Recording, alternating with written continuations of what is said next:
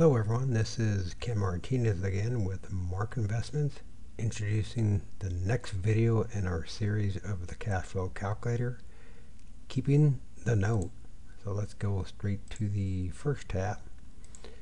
And this tab is really evaluating the effects of both fees and taxation on specific cash flows depending on if they're tax deferred or taxable. So what I've done is I set up 6 different cash flows. These 3 green ones, which are tax deferred, there's no taxes that are being impacted in the year-to-year accumulation, and these 3 red ones, which are being taxed at whatever interest or whatever tax rate you put up here. So the scenario is for 35 years, and I've just made up some numbers. What if you invest initially $50,000 and then $1,000 a month, $12,000 annually for the next 35 years? How does that affect? So I've summarized all 6 of these cash flows so that you can easily compare them all over here. And here's the ending balance.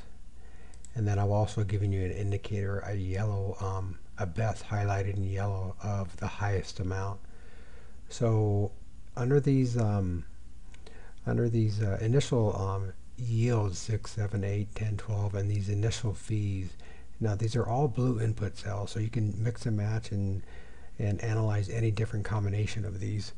But for what I have set up here, it turns out that this one is actually the best, and it's mainly because it's a pretty good rate of return and only 1% fees as compared to your taxable. So the fact that you're being taxed is really being overcompensated by the high rate of return, as evidence here.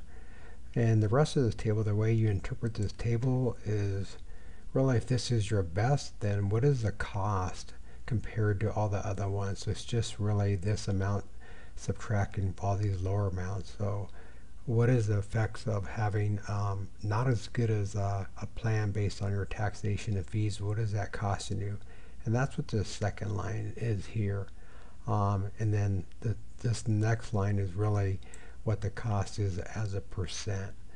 So for instance, the fact that you're paying another percent in fees on this third one is really costing overall 7.9% or dollar amount of $184,000.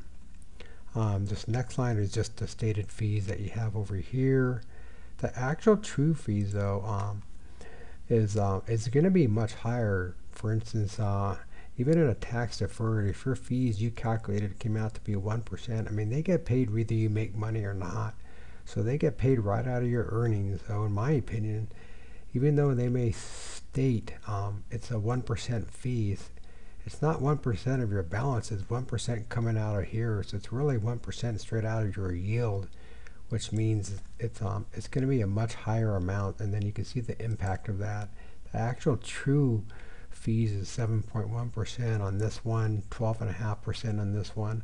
Anyhow, you can see the actual true fees. Same thing on the yield. So here's your yield amounts that I have here. But when you calculate the impact of the fees and your tax rate for the taxable ones, here's your actual true yield. And you can see the highest one is the one that's corresponding to the best.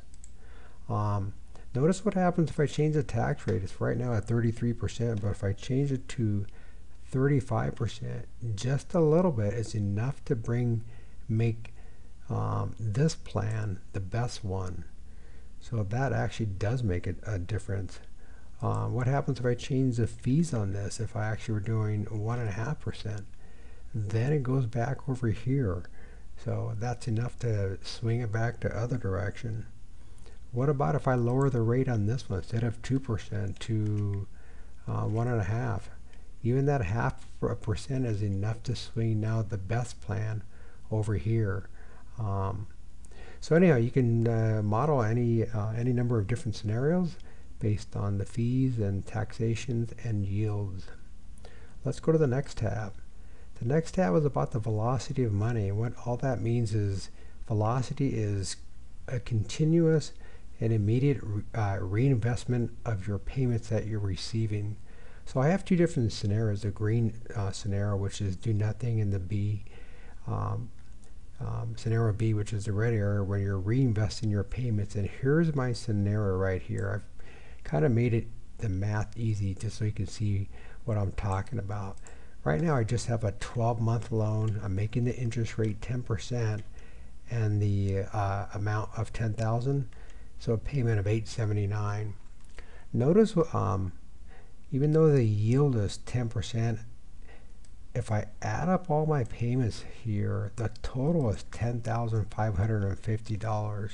So a couple of comments on that. Even though they talk about on these loans like you're making 10%, keep in mind that's a 10% yield on your amortization schedule, really, on your loan.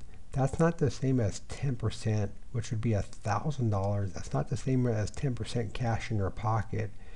If you look at it just at a straight dollar amount, you actually got 550. That's a 5.5% return, not 10%. But if you wanted to measure how much cash is coming back, like real cash to go to Vegas type money, it's really a 5.5% return. It's not 10%. So, it's some ways it's well, it's telling the truth exactly, but it's not the same as money in your pocket.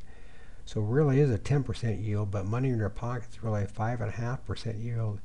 And in order to get that true 10%, so end up with $11,000 at the end, that's where the velocity of money comes into play. You really need to reinvest it. That's the assumption on when these amortization schedules are created. It's based on an internal rate of return, and the assumption on that is that you are reinvesting everything. So I've shown that scenario here on the red part, Plan B. Notice that the payments are the same, but if you reinvest the payments that you receive at the same exact interest rate, you're going to end up the year with another $497, so a total of $11,047. That's kind of what you're expecting when somebody says you're making 10% on your money and you invest 10,000. You kind of expect at the end of the year to get 11,000. And you actually do get a little bit more. That's because there's some additional compounding going on here, but you get the idea that you actually using the velocity of money and reinvesting. Now you actually get your 10%. So you actually do get $1,000 of interest at the end. And that's what I made this little table here over here. So in Plan A, the yield is correct, but you really have to look at the yield and the amount. The amount is really is an extra $550, not an extra $1,000. Plan B, the yield now by reinvested is really 18.5%, and that corresponds to $11,047. That's what one might expect if somebody says you're going to invest $10,000 over the year at 10%. So the difference is 8.5%, and really a difference of $500 there. The reason, just so you understand, that is the reason why on a typical amortization schedule that you don't get your full 1,000, even though your interest rate is 10%, is because you're getting some of your principal back, so you don't have as much principal earning this 10%. You actually are earning 10%. You're just getting your principal back in payments. So every month you're making less and less interest, and at the end of it, in total, you don't get the 1,000, you get the 550. You have to reinvest to get that extra amount here. Anyhow, that's it for the velocity of money, and that's it for keeping the note. Again, this is Ken Martinez with Mark Investments, and if you want to know how to invest in this cash flow calculator, send an email to mark55llc@gmail.com, and I will get back to you. Thank you.